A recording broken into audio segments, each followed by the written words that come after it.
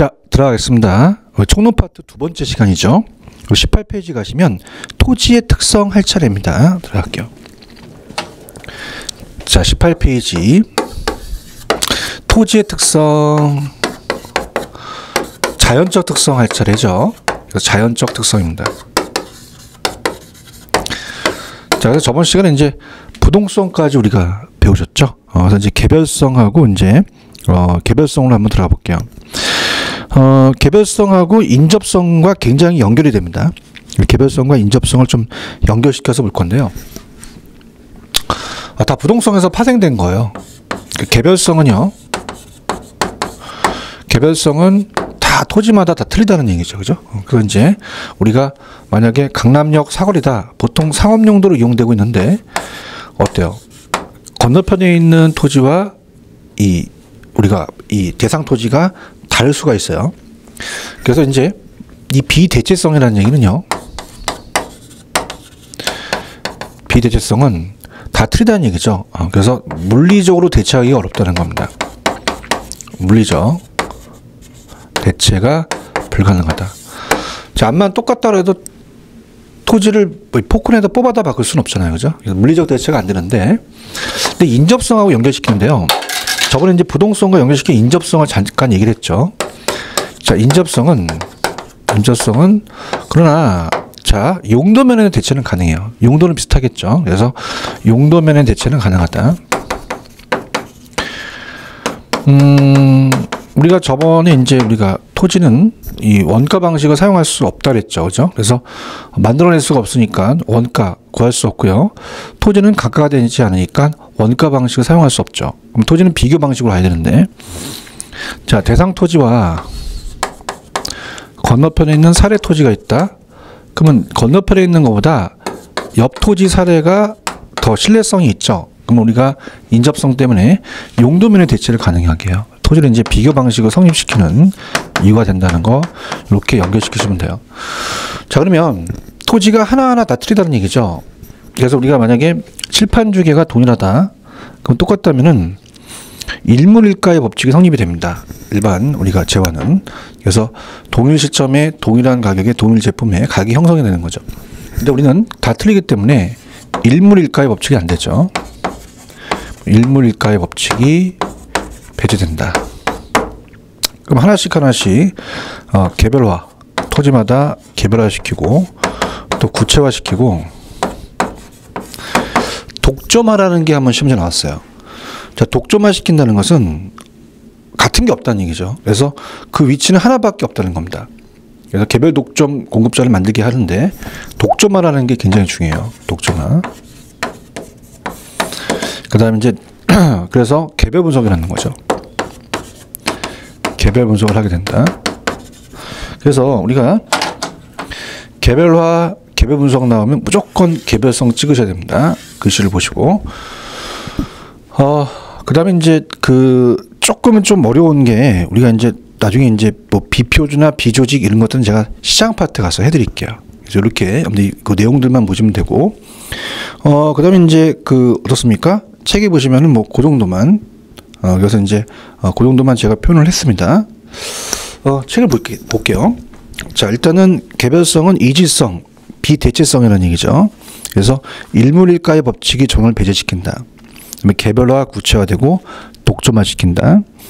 그건 부동산 상품이 표준화하기가 어려워요. 비교하기가 어렵죠. 다 틀리니까. 그 다음에 개별 분석을 해야 되고, 뭐 임장활동, 정보활동하는 것은 토지가 움직이지 않는 부동성도 되지만 개별성과도 관련이 됩니다. 정보 다 틀리니까. 부동산에 있어서 원리나 이론 도출을 어렵게 한다는 것은, 자, 토지가 다 비교하기가 어렵잖아요. 개발 제한 구역이 있고 하나는 또 중심 상업 지역이 있어요. 비교하기가 어렵죠. 그래서 이제 어때요? 부동산마다 전부 틀리니까 적용되는 원리나 이론이나 원리가 일반화되기가 어렵죠. 그 얘기고요. 그 다음에 한번 출제가 됐었는데 이 개별성은 토지에만 쓰는 얘기가 아니라 건물이나 이 계량물, 이 정착물에도 적용이 된다. 이렇게 가져가셔야 됩니다. 자, 그럼 그거와 연결시킬 게 오른쪽에 보시면은 인접성이라는 게 있어요. 인접성.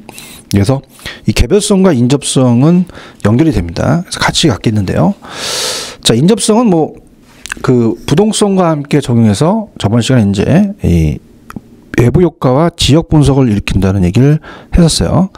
그래서 인접성은 자, 다시 한번 이제 부동성을 예전에 한번 다시 한번 보겠는데, 만약에 29번지가 있고 30번지가 있다. 여기에 이제 아파트가 있으면요, 공원이 들었습니다. 그럼 아파트 가치가 올라가겠죠.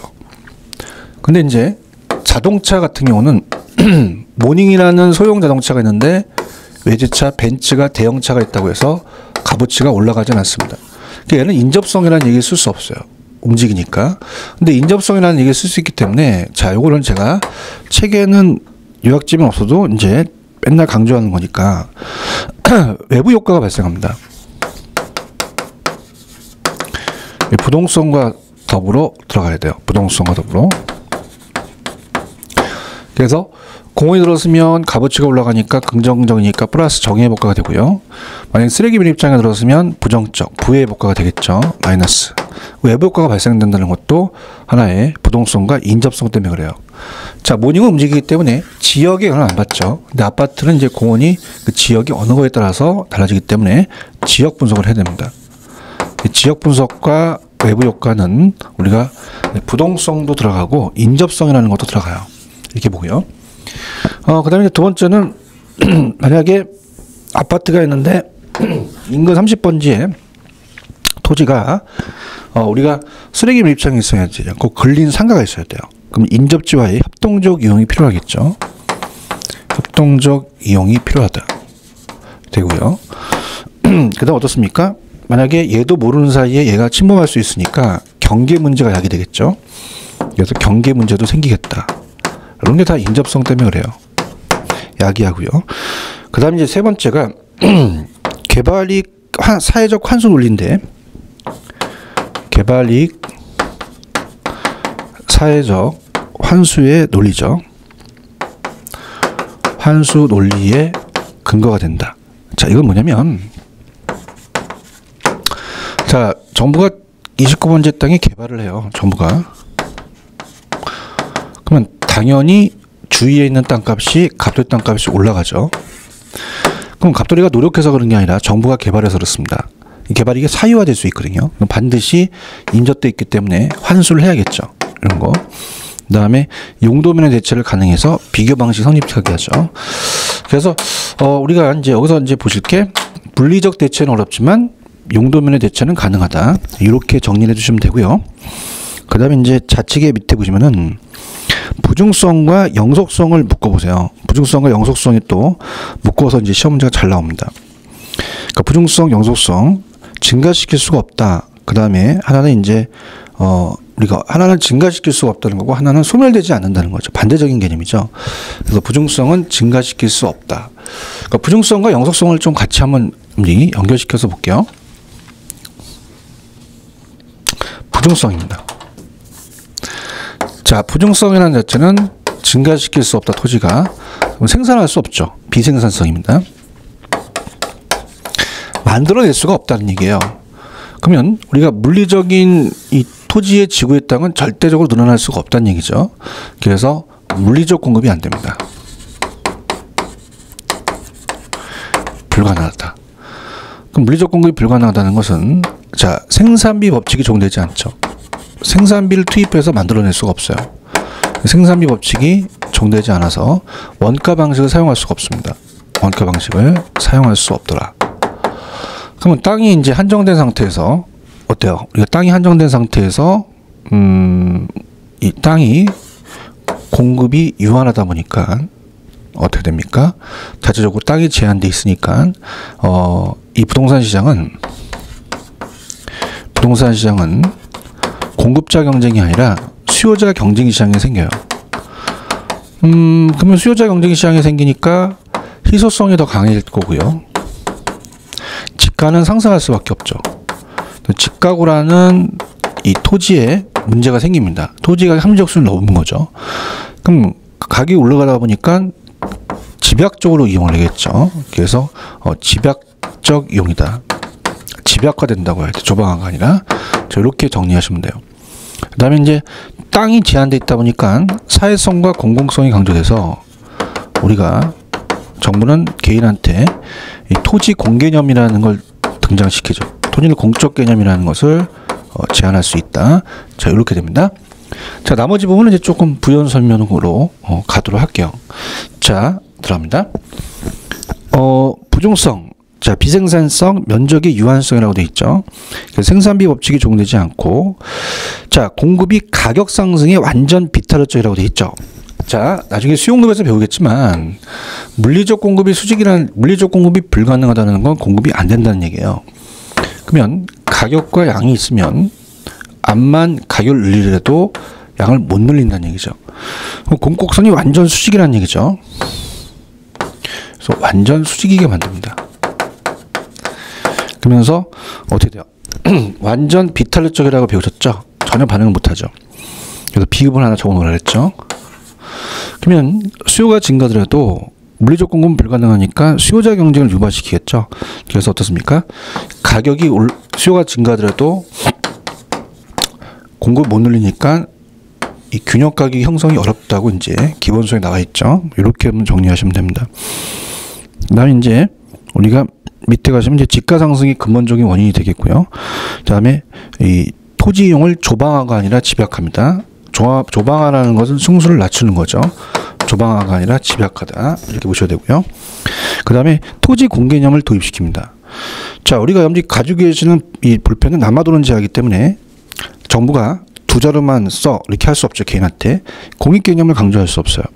근데 이 토지는 부족한 제하니까 개인보다 공인 목적에 맞게 사용합니다. 그래서 개인의 사유자의 법적 규제를 가할 수가 있다는 거죠. 공급이 유한해서 그렇죠. 그 다음에 이제 용도의 다양성과 함께 이제 채용을 해야겠죠. 시소하니까. 그 다음에 토지에 대한 독점적 소유를 갖게 합니다. 자, 우리가 이제 공기는 물량이 많기 때문에 수요에 비해 공급이 부족하지 않아요. 내 토지는 수요에 비해 공급이 부족하니까 내가 가지려는 소유욕이 생기겠죠. 우리 공기를 드릴까 그러면 그걸 왜 줘요 그러겠죠. 근데 토지 드릴까요? 바로 달라 그러겠죠. 소유욕이 생겨요. 이렇게 해서 여러분이 체크를 하시면 되고요. 그 다음에 이제 영속성이라는 게 있어요. 자, 영속성은 비소멸성이라는 말을 많이 씁니다. 비소멸성. 자, 얘는 어떻게 돼요? 소멸되지 않는다라는 얘기잖아요. 암만 열심히 해도 토지가 없어지지 않는다는 거죠. 그래서 이제 어떤 말을 쓰냐면 불개성. 부서지지 않는다. 근데 요거보다는 이제 비소멸성이라는 말을 또 많이 씁니다. 자, 그러면 우리가 지금 자연적 물리적 특성을 하고 있습니다. 그럼 우리가 만약에 50제곱미터가 토지가 시간이 지난다고 이렇게 없어지는 건 아니죠. 10년 지난다고 이렇게 없어지는 건 아니죠. 이 토지의 절대량 물리적량이 소멸되지 않습니다. 비가 많이 와서 농지가 유실되면 표면이 쓸어놨다고 해서 토지 자체가 없어진 건 아니에요. 그래서 우리가 물리적 감가가 안 됩니다. 그래서 물리적 감가상각 적용이 안 되죠. 물리적 감가상각이 적용되진 않습니다. 자, 그러나 이걸 주의하셔야 되는데요. 토지가 유실됐더라도 외부 상황에서 가치는 떨어질 수도 있어요. 그래서 우리가 어떤 물리적 소멸되지 않아도 어떻습니까? 이 외부에서 상황에서 가치가 떨어지고 토지가 유실되면 기능이 손실될 수 있습니다. 그래서 기능적 경제적 감가는 가능합니다. 가능하다. 자, 그러면 이런 영속성은 물리적 감가가 안 된다는 걸 꼭 기억하셔야 돼요. 그 다음에 이제 두 번째, 내가 물리적 양이 소멸되지 않으니까 남을 빌려줄 수 있죠. 여기 이제 이 빵 같은 경우는 어떻게 돼요? 쉬는 시간에 누구 학원에서 남을 빌려주면은 갔다 오면 다 먹었죠. 돌아오진 않습니다. 근데 소유이익과 우리 토지는 소유이익과 이용이익이 분리됐다는 얘기는 이용이익이 분리가 가능하다는 것은 내가 가지고 있는 것도 있지만은 소유권도 있지만 이 사용권, 이용권 이용할 수 있어서 빌려줄 수도 있다는 얘기예요. 그래서 어때요? 임대차 시장이 발달돼 있죠. 임대차 시장 발달. 그럼 이제 보통 우리가 빵은 빌려줄 수 없지만 소멸되지만 우리가 이 자동차는 렌터카 시장이 있고 주택도 전세 시장이 있어요. 자, 토지. 그럼 자동차, 주택, 토지 중에서는 토지가 제일 오래 갑니다. 그렇기 때문에 가장 임대차 시장이 발달돼 있다. 자, 이렇게 보시면 됩니다. 자, 자, 그 다음에 이제 또 시험에 나왔던 게 또 어떻게 나왔냐면, 자, 칠판죽에는 생산만 되는 게 아니라 소모도 됩니다. 근데 토지는 소모되진 않죠. 그래서 재생산이라는 말을 쓸 수 없어요. 재생산 이론을 쓸 수 없다. 재생산 이론을 쓸 수 없다. 이렇게 가지고 가시고요. 그 다음에 이제 네 번째, 장기적 배려라는 거죠. 자, 인간도 수명이 길어져요. 그러면 미래까지 내다봐야 된다는 거예요. 그래서 장기적 배려를 해야 된다. 우리가 수명이 평균 수명이 자꾸 늘어나니까 우리가 노후 준비를 또 해야 된다는 거죠. 그래서 이런 식으로. 그럼 관리도 필요하겠죠. 관리에 또 의의를 크게 하겠죠. 그죠? 이런 것들. 자, 이렇게 해서 보십니다. 가볼게요. 자, 물리적 강가가 적용이 배제되죠. 물리적이라는 것도 한번 치시고요. 기능적과 경제적 가능합니다. 그 다음에 소유이익과 이용이익이 분리돼서 임대차 시장이 발달돼 있고 소득이득과 자본이득이 획득이 가능하다는 것은, 자, 아까 장기라는 말을 썼어요. 자, 우리가 다섯 번째 본다면 장기 투자가 가능합니다. 그럼 장기 투자가 가능하다는 것은, 자, 우리가 토지를 취득만 하는 게 아니라, 자, 이거를 이제 운영해서 임대를 먹죠. 소득이득이라고 합니다. 그 다음에 자본에 대한 처분에 대해서 자본이득도 향유할 수 있어요. 그럼 둘 다 얻을 수 있다는 것은 오래 가기 때문에 그렇죠. 소득이득과 자본이득을 우리가 획득해서 장기 투자가 가능하고, 그 다음에 임료 형성, 임대차 시장 아까 말씀드렸고요. 자산의 가치 보존 수단을 유용성을 높게 한다. 자, 1억 주고요. 토지 산 거와 BMW 산 거는 10년 있다 가치는 토지가 더 세죠. 그래서 자산의 가치 보존 수단이 우수해서 투자를 아주 선호를 한다는 얘기고요. 그 다음에 소모를 전제로 하는 재생산을 적용할 수가 없다 말씀드렸고, 자, 7번에 보시면, 자, 아까 요거와 연결시키겠는데, 자, 뭐라고 되어 있냐면, 가격 하락의 비탈력적이라고 되어 있어요. 그래서 우리가 이 부종성은 증가시킬 수가 없다는 거고, 얘는 소멸되지가 않는다는 거죠. 그래서 어떻습니까? 가격 하락의 비탈력적이에요. 가격 하락의 비탈력적. 그럼 얘도 가격과 양이 있으면은 공급곡선이 수직이라는 자체는 이 양이 줄지가 않는다는 얘기입니다. 근데 아까 이 부종성은 가격을 상승시켜도 증가시킬 수가 없다는 얘기죠. 그래서 가격 상승에 따른 완전 비탈력적이죠. 근데 얘는 가격 하락에 대한 비탈력적이다. 가격을 줄여도 양을 못 줄인다는 얘기죠. 그래서 하락이냐 가격 상승의 비탈력적이냐, 그렇게 염두에 보셔야 돼요. 그래서 얘는 완전 수직이라는 완전 비탈력적이라는 것은 가격 하락의 비탈력적이 아니라 가격 상승에 대한 비탈력적이다. 이렇게 해서 약간 표현이 틀리겠죠. 그 다음에 장기적 관리가 필요할 테고, 자, 이건 그냥 참고적으로 보세요. 우리가 토지 같은 경우는 나중에 감정평가 때 감가가 안 됩니다. 그래서 그냥 이 토지의 환원율은 자본 수익률로 그냥 가요. 그 다음에 담보의 유용성을 증대시켜서 부동산과 함께, 자, 우리가 보통 은행에서 담보를 부동산 갖고라 그러죠. 왜요? 도난이 안 되니까. 누가 주택 훔쳐갔다는 얘기 못 들으셨죠? 그래서 담보로서의 유용성을 또 좋게 보죠. 그 다음에 소멸되지 않으니까 이제 그렇게 보시면 됩니다. 자, 그렇게 보시고요. 그 다음에 이제 오른쪽에 가시면 인문적 특성이라는 게 있어요. 그래서 인문적 특성은 용도의 다양성이 가장 잘 뜹니다. 용도의 다양성. 용도의 다양성 위주로 이제 공부를 하시면 되는데요. 일단 용도의 다양성, 병합 분할의 가능성, 그 다음에 이제 내구성이라는 게 있고 고가성이라는 게 있어요. 그래서 요즘 이제 용도의 다양성 외에는 이제 좀 출제 빈도가 이렇게 낮은데 하여튼 들어가 볼게요. 자, 일단 제가 용도의 다양성을 설명하기 위해서는 부종성이라는 얘기를 제가 안 지우겠습니다. 얘와 연결이 되거든요. 그래서 이제 인문적 특성이 용도의 다양성으로 갈게요. 자, 이제는 인문적 특성입니다. 그래서 우리가 경제적 특성이라고 얘기를 해요. 경제적은 이제 우리가 인문적이라고 볼 수 있죠. 후천적이고 가변적이죠. 자, 우리가 용도의 다양성이 가장 유력하다고 보는데요. 용도가 다양하죠. 그래서 만약 강남역 사거리가 보통 상업 용도로 이용된다. 그럼 거기다 주택 공장이 아니라 상가를 져야 되죠. 그래서 토지는 쓰임새가 많기 때문에 가장 좋고 나쁨이 중요해요. 가장 좋은 채용을 판단해야겠죠. 그래서 채용이 판단 기준이 됩니다. 채, 유효, 이용의 판단 기준이 된다는 게 가장 유력하다고 봐야 돼요. 얘가. 그다음에 두 번째는 자 경제적 용도적 공급이 가능하다. 자 이거 연결시킵니다. 물리적 공급은 절대 불가능해요. 근데 경제적 공급은 가능합니다. 자 나중에 이제 수용급에서 다시 나올 텐데 농지를 택지로 바꿨다고 해서 없던 토지가 만들어진 게 아니라 용도가 전환된 거예요. 그리고 용도적 공급이라 그래요. 그래서 가치가 높은 쪽으로 공급하는 걸 경제적 공급이라고 합니다. 경제적 공급은 불가능이 아니라 가능하죠. 용도의 다양성 때문에 이렇게 해서 가져가셔야 되고요. 적지론이라는 건 저번에 이제 그 동영상을 보시게 되면 부동성이 입지론과 연결시켰어요. 입지는 비입 들어가니까 부동성이고 적지는 용도의 다양성이다. 그렇게 보시고요. 가격다원설은 그냥 밑줄만 쳐놔보세요. 가격다원설은 어떻게 돼요? 용도에 따라 우리가 보통 가격이 다 다릅니다.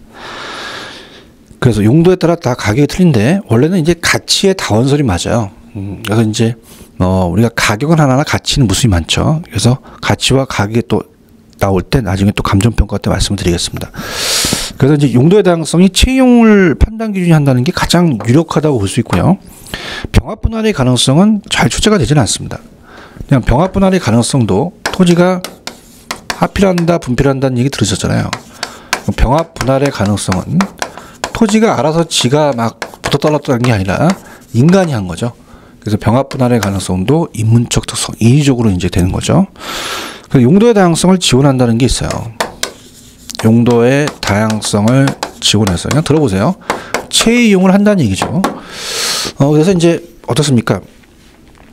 용도도 이 용도에 따라 토지 규모가 달라요. 우리가 주거지도 단독 연립 아파트가 틀리죠.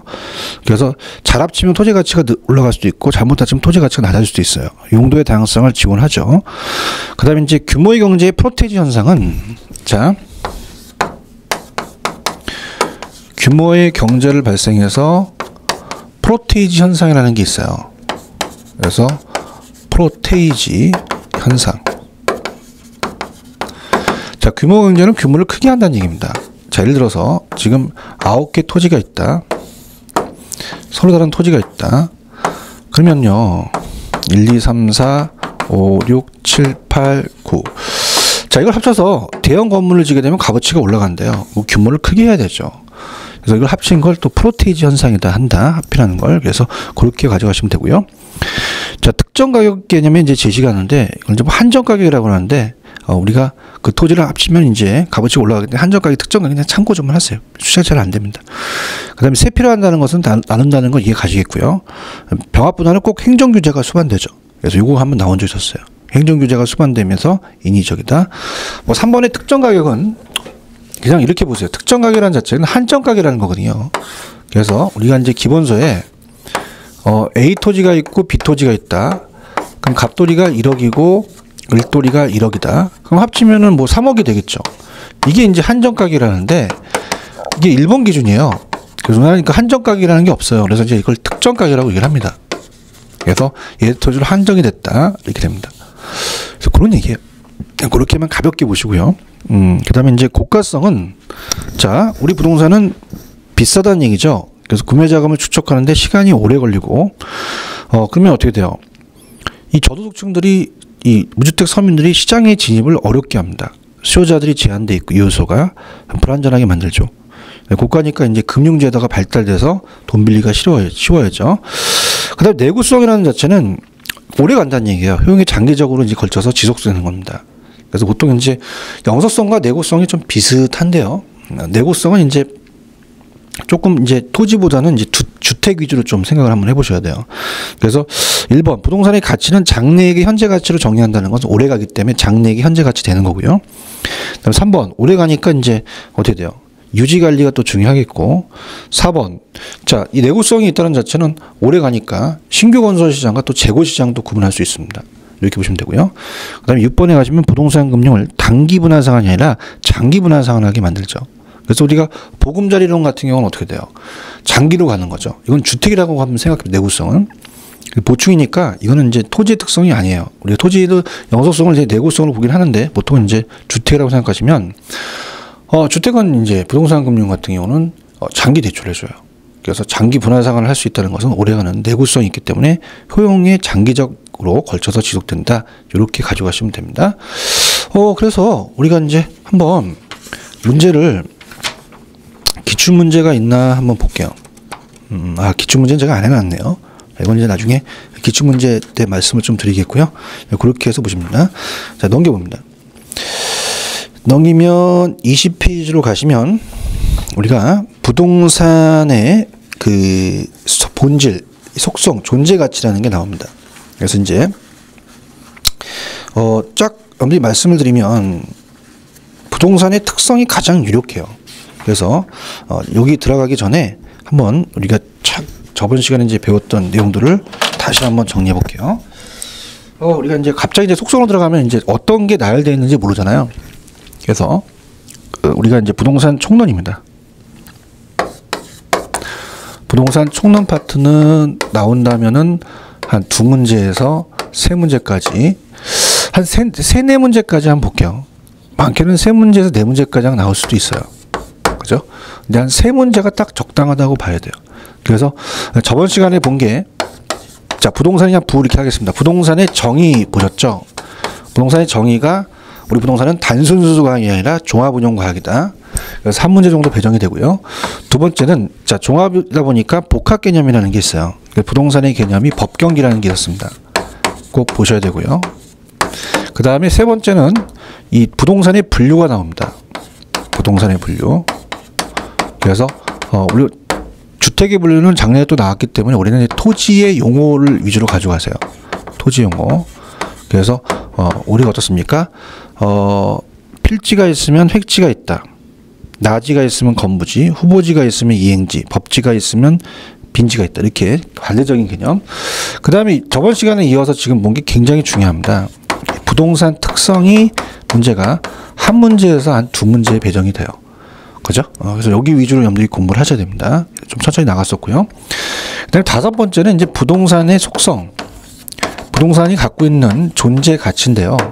여기는 거의 출제가 안 됩니다. 안 나오거나 나온다면 뭐 몇 년에 한 번씩 이렇게 나오기 때문에 여기 파트는 그렇게 중요하지는 않아요. 그래서 본질, 속성, 존재 가치는 이제 이 가치가 있다는 거죠. 위치로서에 대한 가치, 공간으로서에 대한 가치. 그래서 그냥 그렇게 해서 저랑 천천히 그냥 따라오시면 됩니다. 자, 우리가 두 번째 보시면 이제 이 위치로서에 대한 부동산 밑에 보는데, 자, 위치는 이제 접근성이라는 게 중요합니다. 이 접근성을 이제 강조를 하면서 내용들을 이제 보겠는데, 자, 일단 20페이지 위치로서의 부동산을 가볼게요. 자, 위치로서의 부동산은 어때요? 위치로서 가치를 갖잖아요. 위치 가치다. 이렇게 해서 봅니다. 자, 항상 우리가 속성이라는 건 존재 가치, 갖고 있는 가치를 얘기를 하니까. 자, 그러면 토지는 움직이지 않는 부동성 때문에 여러분이 생각하실 때 만약에 강남역 사거리다, 아니면 뭐 여러분이 집 앞에 전철역이 있다, 그럼 전철역 사거리는 굉장히 상권이 좋아요. 위치가. 근데 거기서부터 이제 떨어지게 되면 어떻습니까? 가치가 낮겠죠. 토지가 움직이지 않기 때문에 위치에 따라 다 가치가 다 틀리다는 얘기입니다. 그래서 이 절대적 위치와 상대적 위치가 있는데, 이게 이제 그 부동성과 위치의 가변성에서 이제 연결시켜서 한번 나온 적이 있었는데, 자, 이렇게 합니다. 오늘 29번지와 30번지 땅이 있어요. 자, 그러면 아파트가 있다. 공원이 들었으면 아파트의 가격이 올라가겠죠. 그러면 절대적인 저 위치는 안 바뀌었어요. 그래서 절대적 위치는 불변적입니다. 절대적 위치는 불변적으로 가져가셔야 돼요. 왜? 부동성 때문에 그래. 부동성. 움직이지 않기 때문에 그렇죠. 근데 이렇게 바뀌었다는 것은 주위 환경이, 인문적 환경이 바뀌면서 위치의 가변성이라는 인문적인 특성이 있어요. 그러면 상대적 위치는 바뀌었죠. 그래서 가변적입니다. 인접성 때문에. 그래서 절대적 위치는 안 바뀌는데 상대적 위치가 바뀌어요. 근데 어떻습니까? 절대적 위치보다는 상대적 위치 갖고 이제 평가를 하겠죠. 그렇기 때문에 이 절대적 위치를 우리는 그냥 물리적이라고 하고요. 이 상대적 위치를 경제적 위치라고 합니다. 그럼 경제적 위치가 더 중요하다는 얘기예요. 그래서 위치의 종류는 지리적으로 결정되는 절대적 위치와 주변 토지 이용상에 따라 결정되는 상대적 위치가 있다. 경제적 위치라고 한다. 그럼 뭐니 해도 경제가 중요하잖아요. 그럼 토지에 있어서 가장 중요한 건 상대적 위치가 더 중요하다. 이렇게 염두에 보시면 됩니다. 그래서 이제 밑에 이 접근성이라는 얘기가 나와 있죠. 그 접근성을 가지고 이제 우리가 시험 문제에 한번 출제가 됐었어요. 근데 그게 이제 뭐 그렇게 최근에 아니라 굉장히 오래됐거든요. 그래서 이렇게 출제 빈도가 높지는 않다고 보셔야 돼요. 그래서 접근성을 가지고 이제 위치를 갖는다는 거죠. 그래서 접근성이라는 자체가 그럼 접근성이 좋다? 그러면 어떻습니까? 우리가 지금 보실 때 뭐 전철역이 근처에 뚫렸다. 그러면 그 가까운 시설이 이제 특정 시설이 있다 보니까 접근성이 좋다고 볼 수 있어요. 그래서 우리가 어떻습니까? 이 접근성 갖고 이제 평가를 한다는 거죠. 그러면 3번 출구가 뚫렸다? 그럼 여기에 전철이 들어왔다? 접근성이 좋다. 상대적 위치가 바뀌었다. 그럼 당연히 접근성이라는 것은 절대적 위치가 아니라 상대적 위치고요. 불변적이 아니라 항상 가변적으로 변하겠죠. 그 다음에 근접성보다는 좀 넓은 개념이에요. 그래서 복합적으로 좀 봅니다. 복합적으로. 자, 그래서 이제 예를 들어서 그냥 공원이 있다. 자, 그럼 한 40m가 떨어졌어요. 그렇게 큰 거리는 아니란 말이에요. 자, 그래서 만약에 주택이 있다면 아이하고 엄마가 있죠. 그럼 40m는 뭐 그렇게 먼 거리는 아니에요. 근데 이건 거리만 쟀을 때는 우리가 근접성이라고 얘기를 합니다. 이 근접성은 이제 물리적, 그냥 메다로 잰 거리, 물리적, 그냥 절대적 거리를 얘기를 해요. 근데 이제 얘는 상대적 거리거든요. 그렇기 때문에 만약에 예를 들어서 그냥 우습게 얘기하려고 하니까 고속도로가 지나가요. 못 건너가요. 건너가다 뒤지겠죠. 그래서 복합적이라는 것은 그냥 단지 거리만 가까운 게 아니라 심리적인 부담도 적어야 돼요. 적어야 되고. 자, 그 다음에 어떻습니까? 만약에 엄마 걸어가자. 4시간 걸려. 한 대 주워 박아요. 시간 쪽 많이 걸리겠죠? 자, 걔보다 더 많은 애는 엄마 콜택시 불러. 20만 원 하루 종일 맞아요. 경제적이죠. 이렇게 해서 복합적으로 본다는 얘기예요. 그래서 우리가 이렇게 보는데, 자, 우리 항상 학계로는요, 항상과 일반적이라는 말을 써요. 항상 반드시라는 것은요, 예외를 인정하지 않습니다. 절대 예외가 없어요. 예외가 없는데, 근데 일반적이라는 말은 예외가 있어요. 일반적. 예외가 있다고 하셔야 됩니다. 자, 이건 강의용이니까 여러분들 기분 나쁘게 생각하지 마세요. 여러분들도 어떻습니까? 보통 반드시 만약에 공부를 다 열심히 해도 다 합격하는 게 아니라 예외가 있긴 하겠죠. 그죠? 그래서 이제 좀 강의를 이제 어떻습니까? 열심히 듣더라도 좀 효율적으로 하셔야 되고, 좀 이렇게 체계에 대해 강의 좀 들으셔야 되죠. 그래서 이렇게 하면 일반적으로 접근성이 좋으면 부동산 가치는 높다 이렇게 가야 돼요. 항상 반드시 접근성이 좋으면 가치가 높다 그러면 틀립니다. 그러면 예외라는 게 있을 거예요. 그래서 이제 예외를 제가 잡을 건데요. 두 가지죠. 예외가, 자, 암만 전철역 근처에 있더라도 오피스텔에 들어섰는데 가스 처리장에 들어섰어요. 한 방이 터지면 날아가요. 위험하고. 쓰레기 유립장 혐오해요. 위험한 시설. 그래서 위험한 시설이 있으면은 더 접근성이 예외다 볼 수 있고요. 너무 인간한테 편리해도 지나칠 수도 있어요. 우리 처갓집은 멀리 있어야 돼요? 가까이 있어야 돼요? 그죠? 그건 개인마다 틀리시죠? 남자, 여자. 자, 그러면 시장 안의 주택은 접근성이 예외가 아니죠. 접근성이 예외가 되겠죠. 시장 안의 주택이 대표적입니다. 주택을 확 여는데 시장입니까? 주택을 확 여는데 2,000원 는 거야. 나가지를 못해. 문 딱 닫고 다시 나가려니까 200원 깎아줄게 이러는 거야. 자, 그럼 어떻습니까? 우리가 주택은 주거지가 있어야 돼요. 그럼 당연히 쾌적성이 중요하죠. 그럼 시장은 쾌적하면은 다 손가락 빨아요. 그럼 시장은 시끌벅적하고 이제 수익성이 있어야 되는 상권이.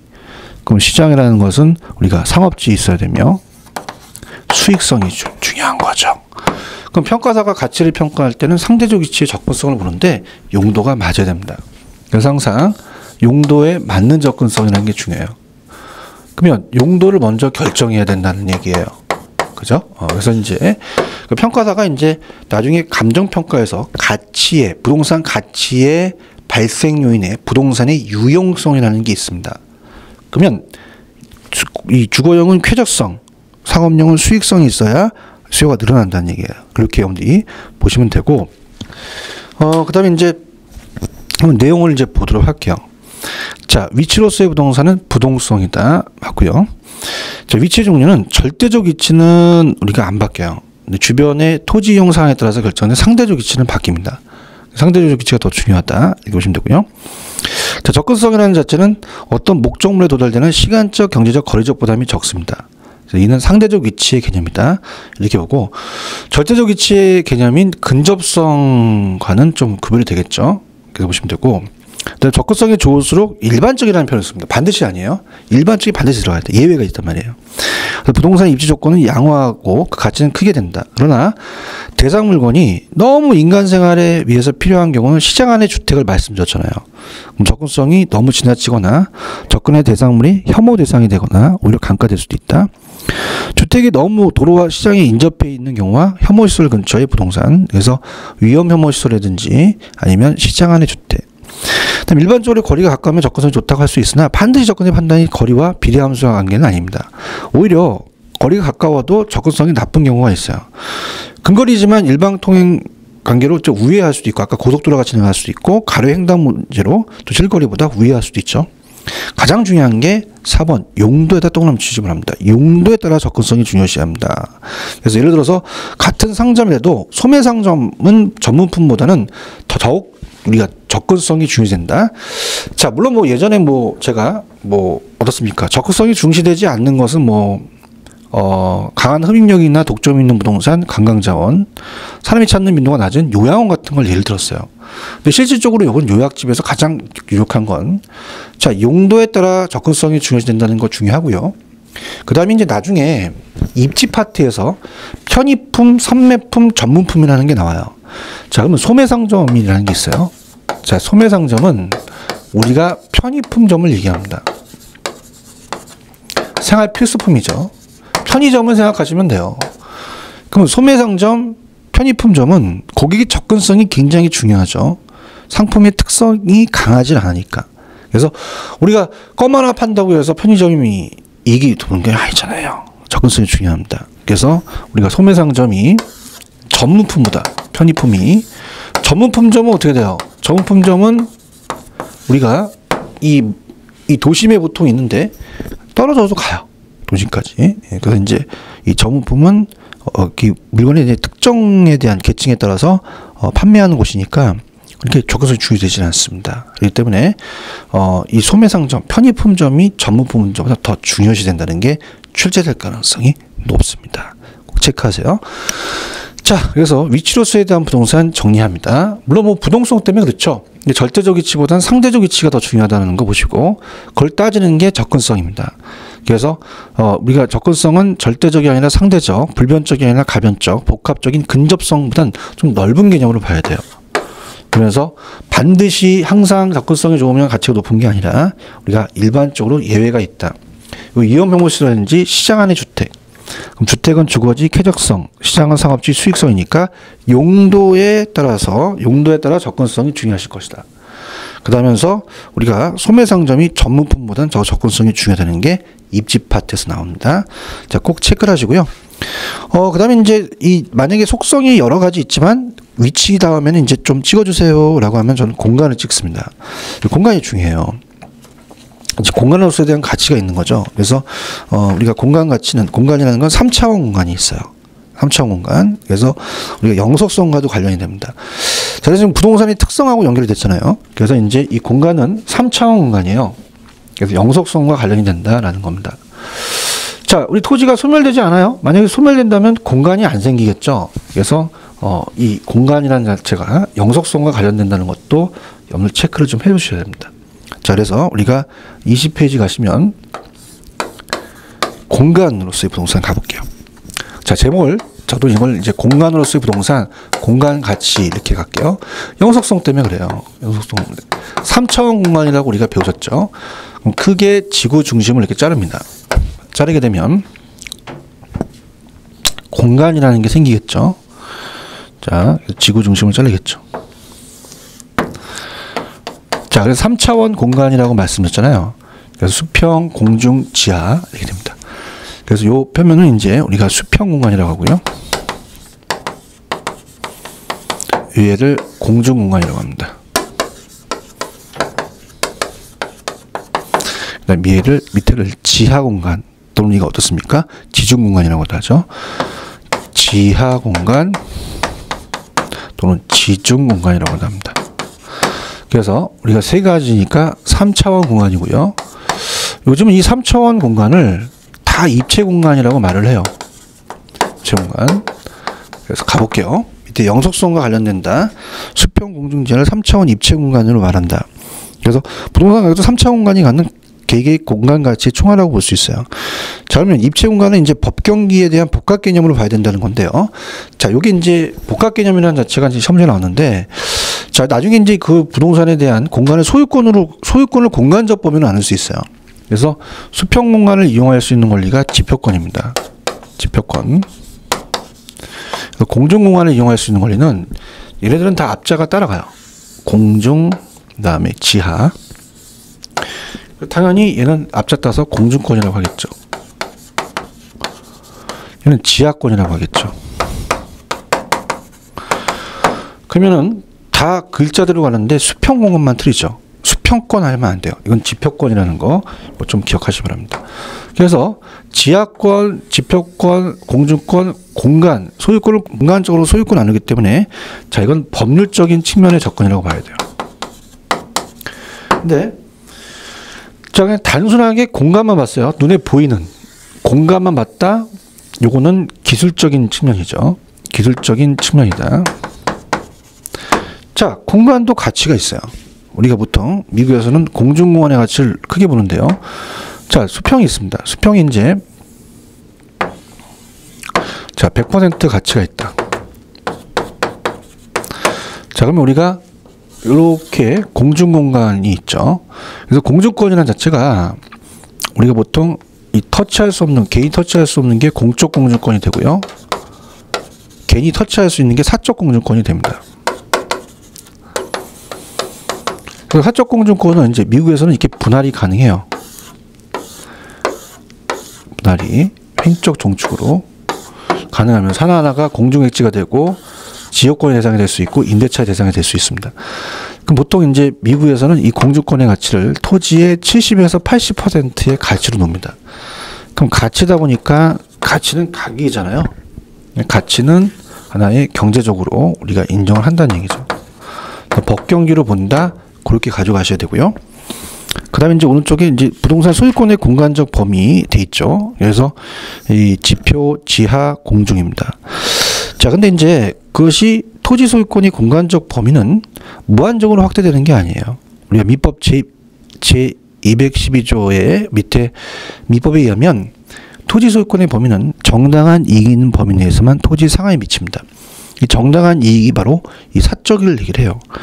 그러면서 이 토지 소유권의 공간적 범위는 사회적 통념을 인하 법이 허용하는 범위 내에서만 그 경제적 가치가 인정이 됩니다. 그래서 이제 먼저 나온 게 이제 지표권입니다. 지표권은 이제 우리가 어때요? 땅을 샀어요. 땅을 사게 되면 이 지표를 개인이만 이용할 수 있죠. 소유권자가 토지구역상의 수평공간을 배타적으로 이용할 수 있는 권리입니다. 작물을 경작하거나 건물을 신축, 지표수를 이용할 수 있는 권리가 들어가죠. 자, 우리가 이 지표권 내용 속에는 지표수의 이용도 들어가요. 그래서 우리가 물에 관한 권리도 들어가긴 합니다. 근데 물에 관한 권리는 시험 문제가 거의 출제가 안 됐어요. 물을 이용할 수 있는 권리인데요. 물을 이용할 수 있는 권리. 물의 소유권이 아닙니다. 물의 이용권을 얘기죠. 이용할 수 있는 권리.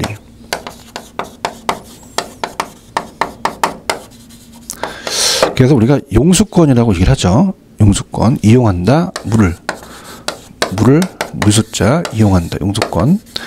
그래서 얘는 이제 우리나라는 뭐 유역주의를 선택하는데 이건 아직까지 출제가 되질 않았습니다. 그냥 가볍게 여러분들이 보는데요. 유역주의와 선용주의라는 게 있어요. 유역주의와 선용주의라는 게 있습니다.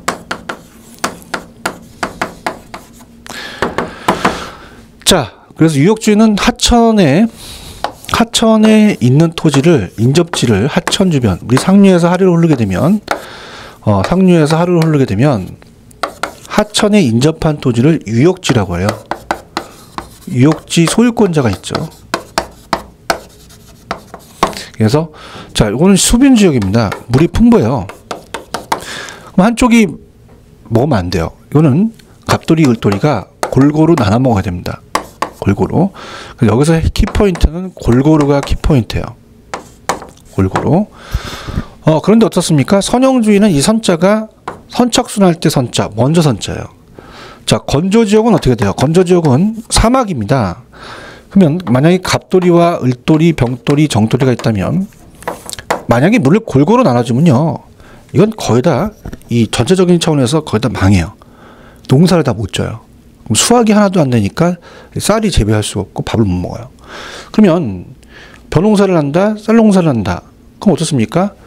이거는 찔끔찔끔 나눠주는 게 아니라 한쪽으로 몰아치자는 얘기예요. 그래서 야, 너 선택해. 니네들은 농사 짓지 마. 네가 수확하면 얘네들 조금씩 나눠줘. 이렇게 먼저 이용할 수 있는 권리를 줘요. 그래야지만 한쪽에 모르잖아요. 그래서 키포인트가 먼저입니다. 먼저. 근데 우리나라는 유엔으로 95년에 물부족 국가로 수변 지역은 아닙니다. 근데 우리나라 이제 민법에 상부상조 정신이 있어요. 그래서 우리나라 민법에, 자, 우리나라는 유역주의로 가요. 그래서 이건 어떻게 보냐? 야매로, 자, 우리나라에 이응 들어가잖아요. 유역주의 이응. 이렇게 그냥 연결하세요. 자, 들어갈게요. 중요하지 않기 때문에 빨리 진행을 합니다. 자, 물을 이용할 수 있는 권리 용수권입니다. 자, 물을 소유한다. 틀립니다. 물을 이용할 수 있는 권리다. 그래서 우리나라는 이제 유역주의다. 이응 들어가니까. 자, 유역주의는 인접한 다른 사람에게 해를 끼치지 않는 범위 내에서, 자, 어떤 게 키겠어요? 골고루에다 똥을 쳐야죠. 골고루가 핵심이겠네요. 골고루 사용하는 것을 유역주의라고 합니다. 물이 흔한 수변 지역에 적용되겠죠. 그러면 아까 하천의 주변 토지를 유역지 소유권자라고 그랬어요. 누구나 같은 정도의 물을 사용할 수 있는 권리가 용수권이죠.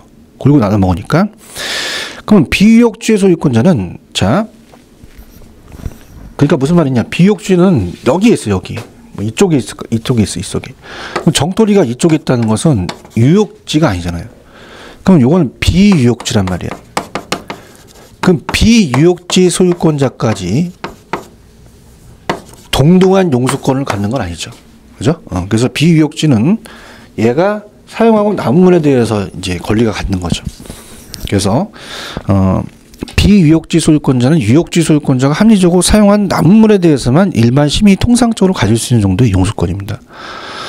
자, 선형주의는 어떻게 돼? 이 선자가 먼저 선착순이잖아요. 그럼 먼저가 키포인트죠. 먼저 온 사람이 물을 독점적으로 사용하고 남은 것이 있으면 그 다음에 온 사람이 사용한다. 저를 건조지역입니다. 근데 선형주의는 인접토지 소유자들 간에 동등한 용수권이나 합리적 사용이라는 개념이 없어요. 그죠? 그래서 이제 이건 골고루가 아니라 먼저 온 사람이 장땡이에요. 그래서 우리가 그렇게 보시면 됩니다. 그래서 이제 어때요? 그렇다고 해서 이제 뭐 꼭 유역주의가 효율적 합리적은 아니죠. 그 나라마다 또 틀리고 지역마다 틀리다는 거. 자, 그래서 요것만 좀 정리하고, 지하권이라는 자체가 조금 좀 내용이 있습니다. 그래서 요거는 조금 시간이 걸릴 것 같으니까 요 지하권과 공증권은 다음 시간에 넘기겠고요. 자, 일단 공간은 일단 여기까지만 보고 좀 우리가 쉬었다 가겠습니다. 공간은 몇 차원 공간이다? 3차원. 그러면 세 가지다. 그러면서 입체 공간이라고 한다. 그러면 수평 공간은 지표권, 공중 공간은 공중권, 지하 공간은 지하권. 얘네들은 그 시대로 간다. 수평 공간만 좀 주의하자. 자, 그러면 이 공중권이라는 소유권이 이 공간적으로 소유권을 나눈다. 그럼 법률적이다. 자, 눈으로 보는 공간이 눈에 보인다. 기술적이다. 공간엔 가치가 있다. 그럼 다음 시간에 공중권의 가치를 할 거예요. 그럼 가치는 경제적이라는 거죠. 법경계의 복합 개념 본다. 자, 지표권은 이제 이 지표, 수평 공간을 배타적으로 이용할 수 있는 권리죠. 작물 경작, 건물의 신축, 지표수를 이용할 수 있는 권리도, 물에 관한 권리도 들어가는데, 물은 없어지니까 물을 소유할 수 있는 게 아니라 물을 이용할 수 있는 권리다. 용수권. 두 가지가 있다. 유역주의와 선용주의다. 자, 우리나라는 이응 들어가니까 유역주의로 간다. 그럼 유역주의는 어떻게 된다? 하천 주변에 있는 사람들이 유역주의 소유권자가 골고루가 뭐니까 골고루 수변지역이고 골고루. 근데 선용은 이 선자가 먼저 선자예요. 그럼 건조지역은 먼저 온 사람이 장땡이죠. 먼저. 이렇게 해서 거기까지만 보세요.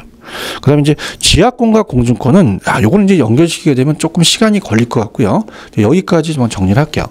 그래서 이번 과정은 이제 우리가 이제 이 지표권까지 보셔서 물에 관한 권리까지 봤습니다. 그러면 이 지표권이라는 자체는 출제 빈도가 이렇게 높진 않아요. 만약에 나온다면 여러분 이제 이 공중권과 지하권에서 많이 또 물어봅니다. 그래서 이렇게 해서 이 두 가지는 조금만 쉬었다가 다음 시간에 좀 들어가도록 할게요. 좀 더 쉬었다 가겠습니다.